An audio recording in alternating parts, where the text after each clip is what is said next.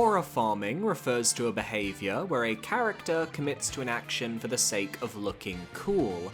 For example, the Wilder in the Elden Ring Night Rain artwork, who kneels in a cool position looking awesome, when he could instead be healing his fucking team. And given this Gen Z term has transcended into public knowledge, I figured I'd look into a series that is known for its cool characters to spot the true aura farmers. I'm Billy S, and these are 7 soulsborne bosses who aura farm. And be sure to let me know your favourite aura farming bosses in the series in the comments, as if this video reaches 600 likes, I'll make a commenter edition. Taking into account the example I showed off in the intro, artwork has the ability to make any character able to aura farm. You can pose them in any way you fancy, and with the right colour scheme, lighting, and angles, you can create absolute cinema. So when FromSoft developed their first ever DLC, they knew they had to grip players with a visual so raw it would draw them back into the world of Lordran. Enter Knight Artorias, with the Artorias of the Abyss artwork that accompanied. This image shows Artorias facing away from the viewer, with his helmet tilted slightly to show he's turning to face us. A limp arm hangs down, brushing against a billowing blue cloak that slides off to the side, while his other arm is raised up, holding a large greatsword which hangs behind his back. The sheer aura this image radiates is one thing, but then seeing Artorias in-game slamming down to kill an enemy before turning to face you, literally summoning an abyssal aura before attacking, you can't tell me this man hasn't practiced all this in the mirror. Aura farming is a tightrope between being edgy and being cringe. You have to have confidence in your skills, and if you can't show that confidence, you have to have raw power on display to intimidate your foes instead. Artorias, having lost his mind to the Abyss, uses the latter concept, to intimidate us into submission, and he'll even take mid-fight breaks to aura farm, which actively powers his attacks up and allows him to style on us even more. We've seen countless corrupted knights in video games, many of which simply don't have the presence to correctly aura farm, but Artorias does it effortlessly. He's only the second boss of the Dark Souls DLC, and yet the expansion is named Artorias of the Abyss, not Manus of the Abyss or Sanctuary Guardian of the Abyss. Those guys have no aura compared to the man that was corrupted. While the majority of the bosses in today's video are going to be humanoid in nature, I knew I wanted to try and include at least one of the more monstrous creatures from FromSoft's library in today's mix, which led me to the various FromSoft dragons. And while Midir certainly has an aura about him, I can't say that he farms it in the same way as the dragons of Elden Ring, which came down to a battle between Dragon Lord Placidusax and Baal the Dread. While the former has one of the rawest introductory cutscenes in the series, actively feeling like a true superboss encounter, and some of his attacks are cinematic to the highest degree, I've got to give this entry to Baal.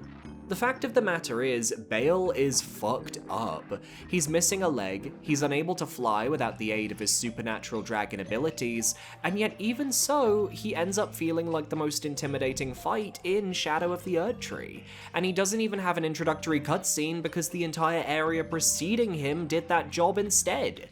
The Jagged Peak is the perfect home for an aura farmer, with the whipped up storm clouds, the red lightning that pounds the rock faces, the constant corpses of minor wyverns and dragons that litter the path to his arena, and the way he drops down to greet you, surprising the player with an intense slam that leaves you breathless, it's perfection.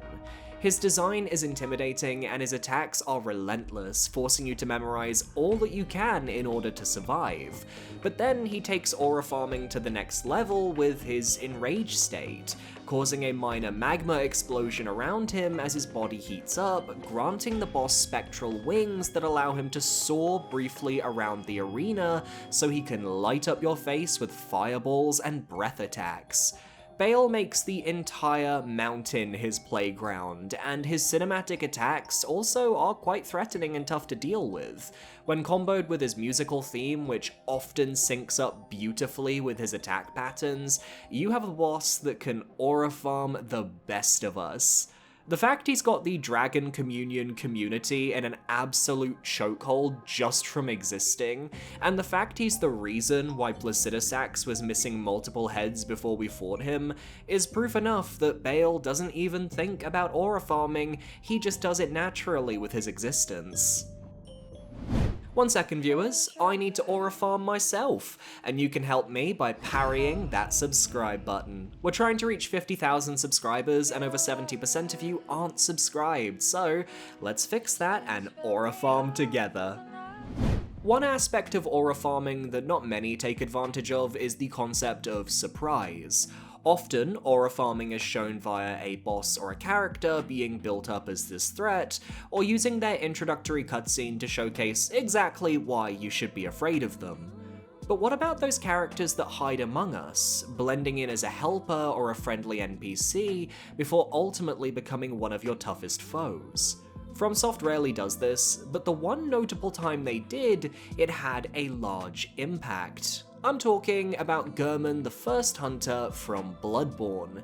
When you meet Gehrman, he's a wheelchair-bound old man with a creepy bit of energy to him. He points you in the right direction, tells you to go do some hunting, maybe partake in Hunter Communion to enter the Chalice dungeons, but overall, he's just a useful NPC that can guide you if you're a bit too lost.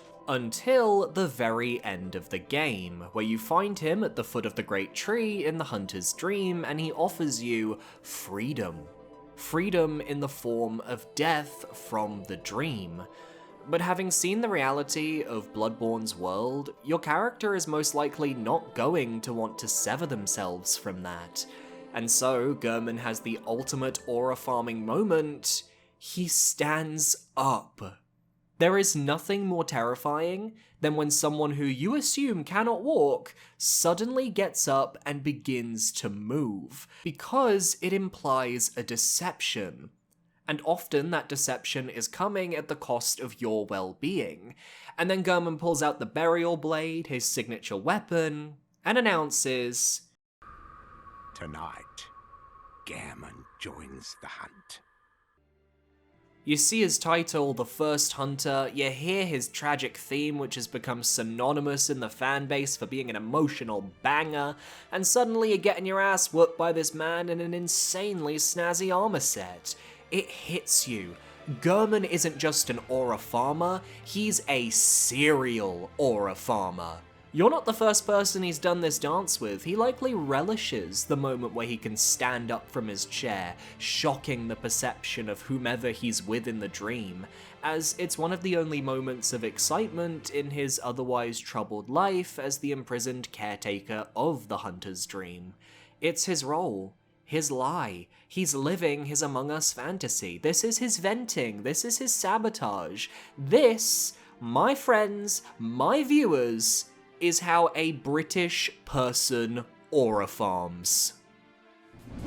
Have you ever heard of the term fashionably late? It's often used for people who are purposefully late to an event, often to make a scene or leave an impact. In video games, you can technically use this term to describe bosses who arrive late to their boss battles. Maybe you enter their arena and there are enemies to fight first. Silksong did this a lot recently. But what's more important is that the actual entrance of the boss needs to be the big highlight. You can't have an arena overshadow a boss, or the enemy gauntlet prior be so brutal that you don't care when the boss appears. The Burnt Ivory King balances this concept flawlessly, choosing not to enter his own boss arena until after you've survived long enough to do something about some of those chaos portals pumping out charred Lois Knights. However, when he does arrive, he makes the entire scene his own. 2 large pillars rise up on the far side of the old chaos, a fiery portal appearing in its depths, and slowly, with the anticipation building, you see a charred, metallic figure stride forth from the fires. It's like watching Sauron from Lord of the Rings grace the world of Soulsborne. He appears from the portal and immediately lunges forwards with a powerful attack to start off the fight proper. And he enchants his weapon with a powerful beam of energy that acts as a lightsaber of sorts, extending his reach and his authority.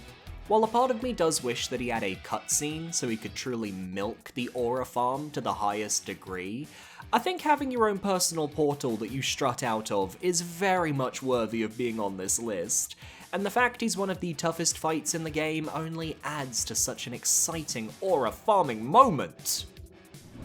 The Night Lords of Elden Ring Night Rain are all aura farmers. In fact, I could have easily just made this a Night Rain video and nobody would have batted an eye. From the Everdark variants of Gladius, Adel, Fulgor, and Maris, to the regular variants of Nosta, Caligo, and Libra, we're spoiled for aura farming choice. And yet my vote today goes to Hailster, the Night Lord, the final boss of Elden Ring Night Rain. When you initially face him, he is unintimidating, a withered knight who can wield 3 weapons, but who doesn't have the damage or the danger to really threaten the player. And yet, I'll say, seeing him hobble towards us at the very start of his fight left me feeling a lot of trepidation, not knowing what to expect. Then he loses his health, the darkness of the night begins to seep out, and the true final boss begins. What you first see is that skybox, a swirling mass of stars that circles into a singular point, a vortex of danger. And Hailster is silhouetted right in front, his true form unleashed. All 3 of his blades powered up, one of which is a Moonlight Greatsword, and ready to battle. Now, his regular attacks don't aura farm terribly much, but when he breaks out his specials, that doesn't matter because nobody can aura farm more in a game like Night Rain than the man who can cut open the sky and summon forth the powers of every other Night Lord to aid him. The floor alights with energy cutting across the field with destructive lines you need to avoid or block, while Hailster goes into one of his lengthy sword-swinging combos that is both devastating and filled with aura. He showcases exactly why he is the Night Lord, with full control over the boss arena and able to keep up with all 3 of your party members no matter where they are. He rips open the fabric of reality at a whim, a feat only matched by the Paintress of Expedition 33 earlier this year, and that's good company to keep.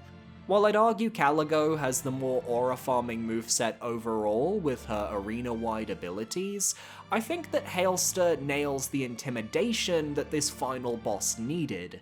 Perhaps we should be grateful they haven't thrown an Everdark variant at us. I don't want to imagine how he can top his aura farming efforts already. Similar to our previous entry, one of my favourite tropes when it comes to aura farming is the boss who starts off unthreatening, but who overcomes something during the fight to activate their aura. Slave Knight Gale is the final boss of the Ringed City DLC of Dark Souls 3, and acts as the final boss of the entire Souls trilogy. And he finally answers the question we've all been asking: what the fuck is the Dark Soul? It's the paint needed to create a new world, a paint made with a cocktail of the blood of the Pygmy Lords, given form in Gale's body as it needs to cultivate. His first phase, though, he doesn't have any aura here. He's a rabid beast who's gone full murder hobo on everyone in the vicinity, and you're his final victim. This shouldn't be a hot take. He's dangerous, he's got moves, but his aura farming only begins during his mid-fight cutscene. We slice him down, he kneels against the Ashe, and then he sees drops of blood.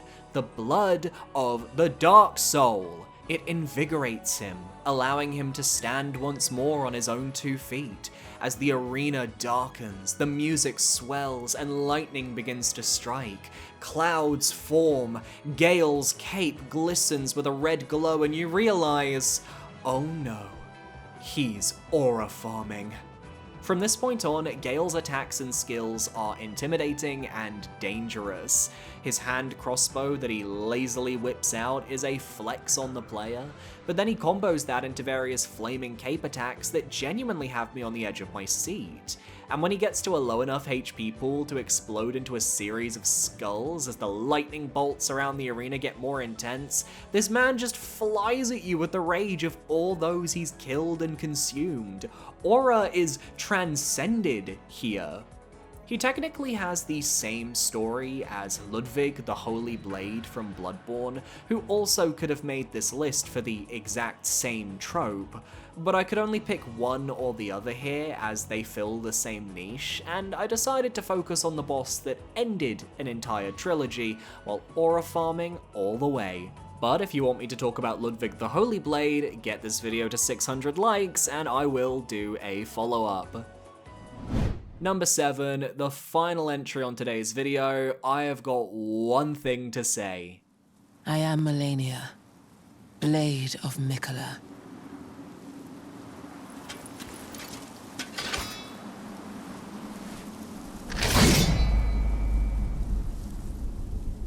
And I have never known defeat. Malenia does not simply aura farm, because that feels too simple for the sheer level of intimidation she brings with her introduction in Elden Ring. All she does is make a statement, one that is backed up by 1,000 future attempts at her fight, while she styles on you and makes you wish you had never picked up that controller. She is aura itself, no farm needed because her level of confidence in everything she does is enough to have people quaking in their boots as long as they're not naked with a pot on their head. Her lifesteal mechanic ensures that battling her is nothing short of a marathon, not a sprint, and all of her attacks feed on her aura. She doesn't run towards you, she walks at her own pace. She decides when she'll attack, and all of a sudden she dashes and you're caught in a grab where she flings you into the air and impales you for most of your health bar. It happens. Waterfowl Dance is quite literally the most aura farming move in the Soulsborne series, with her ability to slice you down with anime sword swings proving dangerous to even the hardiest of players. And even in Phase 2, when you feel she's resorting to her true power, I can't help but feel that she aura farms that reveal. The butterflies coasting off of her rotten wings before she dives down to create a massive floral burst that rots the vicinity. Drag Race could never! Her clone ability to attack you with multiple afterimages to catch you off guard is jaw-droppingly fun to deal with, but also proof that she was going easy on us in Phase 1. Phase 2 works so well at showcasing how she initially toyed with us, aura farming our weakness to make herself look better. And yet I love that as Phase 2 progresses, you get the sense that she's getting desperate, and as you learn her moveset, you manage to steal those aura farming reins.